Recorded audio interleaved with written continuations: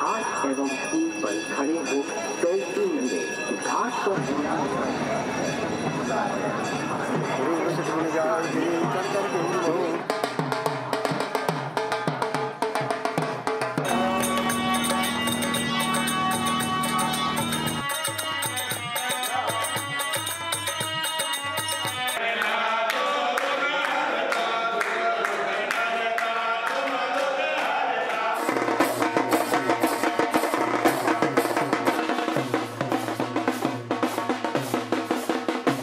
Radi by sme vám viac povedali o meste Bhopal.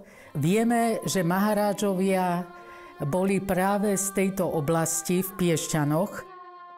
Sú tam jaskyne Adžanty, Ellora, sú tam ďalšie duchovné miesta, ktoré práve spomína vo svojom denníku zápisník Viery Ľubošinskej. Tak ona počas ich pobytu toto všetko navštívila, zažila a zmapovala aj obdobie britskej nadvlády nad Indiou.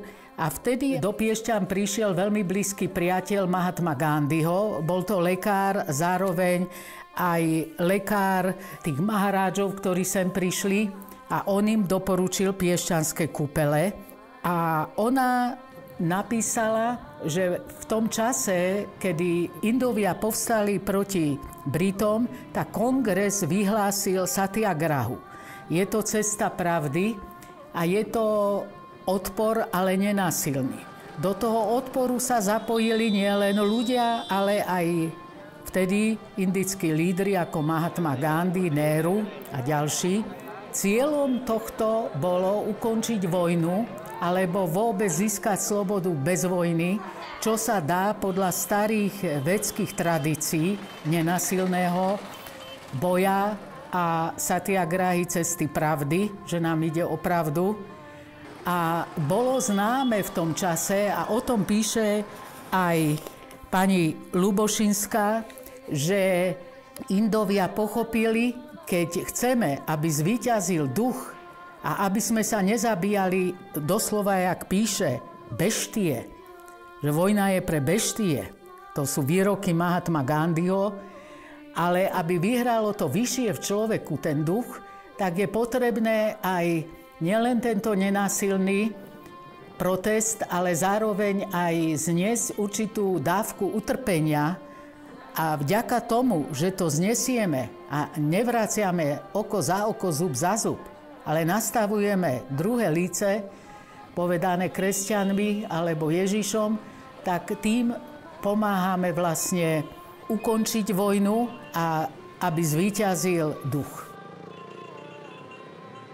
Čo vidíme v Bhopale, že Maharáža a Nábob patrili k najbohatším ľuďom na svete. Aj to mesto je veľmi rozvinuté priemyselné mesto. Dnes tiež je ako hlavné mesto tohto štátu a zároveň aj pomáha ľuďom nájsť si tu nielen prácu, ale aj vzdelanie. Čiže je to také kultúrne mesto. Vidíme tam aj palác Náboba, bol prerobený na špičkový hotel a reštaurácie, kde chodia z celého sveta elity. Ja by som na záver dodala, že viac detailov sa dozviete v oboch publikáciách, ktoré vydalo Múzeum piešťanské, špeciálne aj pán Bolerársky, Maharážovia v Indii a potom pani Vierka Ľubošinská, indický denník. A tam vlastne tiež nadviazala aj nedávno, navštívila Piešťany štátna tajomnička Ministerstva zahraničných vecí, Madame Kaur. A ona, keď sme sa stretli, tak povedala, že neprišla ako vnúčka tých Maharážov. Že neprišla sem iba pozrieť si, kde jej dedo a dedovia boli, ale ona prišla aj preto, aby sa nová éra v vzťahoch s Indiou začala. Je tam mier, veľa sa tam buduje v súčasnosti a je potrebné, aby sme nadviazali túto spoluprácu nielen kultúrnu, ale aj ekonomickú.